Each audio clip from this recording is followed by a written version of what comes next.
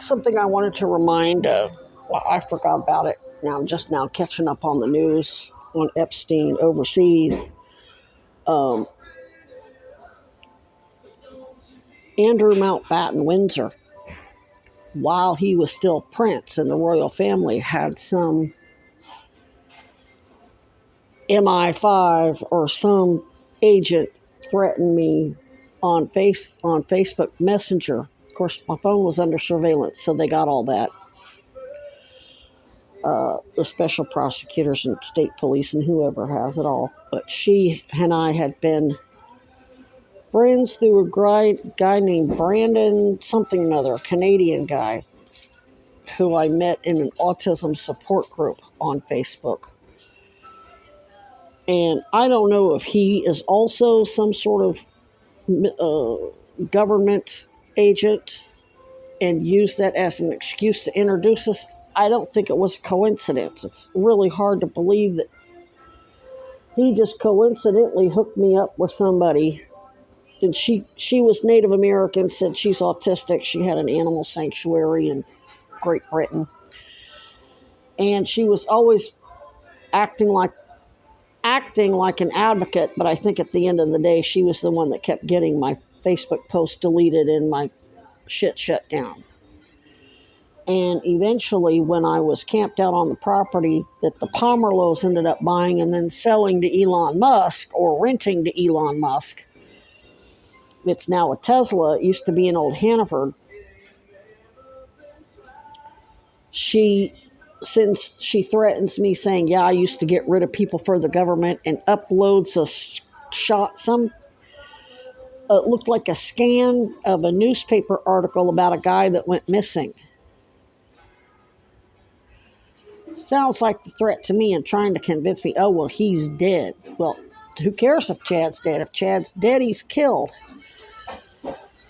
So she said that she worked for the UK government and basically.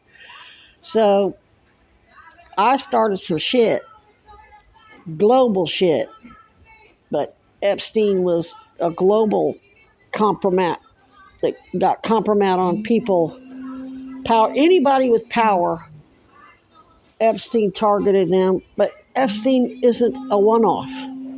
They used Darla Munoz and her father. And they used Darla when we were kids. I remember when I went to visit Mom or Dad and Robin, we had a conversation and I apologized to Dad for making those allegations. But I never understood why I did it. I couldn't recall what prompted me to do that. And then it started again. I got sent to prison. I knew I was friends with Darla and Angie on Facebook. Destroyed my marriage.